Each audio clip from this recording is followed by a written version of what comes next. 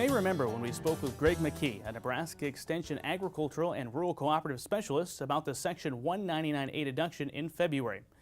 Language included in the Tax Cuts and Jobs Act created advantages for farmers selling products to cooperatives instead of private companies.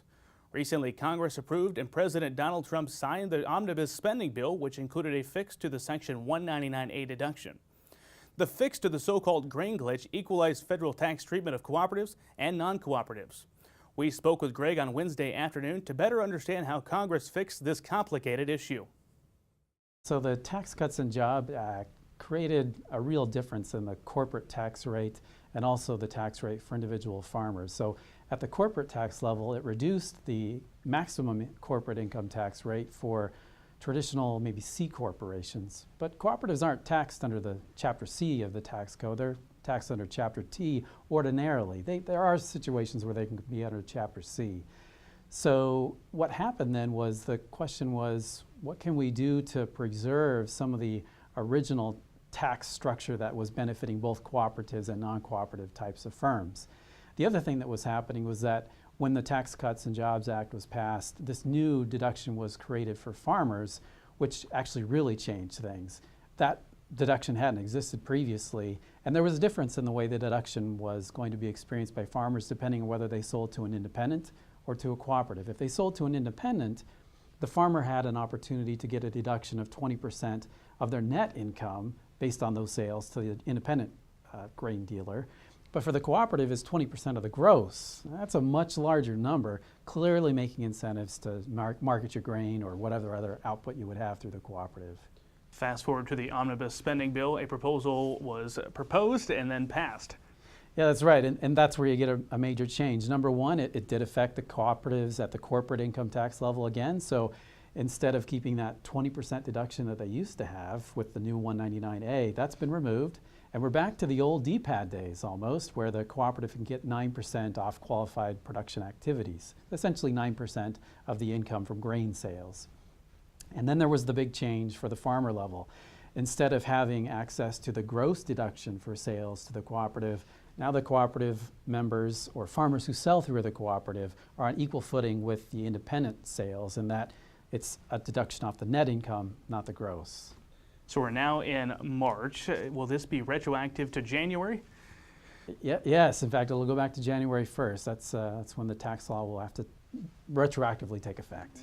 Let's talk about the winners and losers, so to speak, of the results of this getting passed with the Omnibus Spending Bill. You know, like any good question, the answer is it depends. So as I've mentioned, a farmer is on equal footing with the 20% deduction selling to the independent or to the cooperative. But what happens is, depending on the farmer's income level, that deduction can actually shift slightly. If they sell to the independent, it's 20% off the gross no matter what. But if they sell to the cooperative, it's 20%, but less some issues related to wages and also related to the amount of income they actually earn. If it's more than $315,000, if they're filing jointly, it's a different kind of situation than if they're less than that, and so on. And the other thing that can happen is, because the cooperative now gets its DPAD deduction, and if the cooperative actually arrange its tax strategy to use the DPAD, it can actually pass more through now because its corporate tax rate is lower in those situations, passing through more DPAD back to the farmer, which actually can be applied on top of the deduction the farmer's earning at the farmer level. So depending on the situation, the farmer can actually come out ahead if they market to the cooperative, or they might actually come out better if they're selling to the independent. It really depends on the tax strategy of the farmer and the cooperative. Well, great. Let's talk about some of these practical consequences now for both the co-ops and farmers. So if you had maybe a $100,000 grain sale and you were going to sell to an independent, your $100,000 would result in maybe $10,000 of income. $10,000 is what your taxable income is. 20% off of that is $2,000. That's your deduction.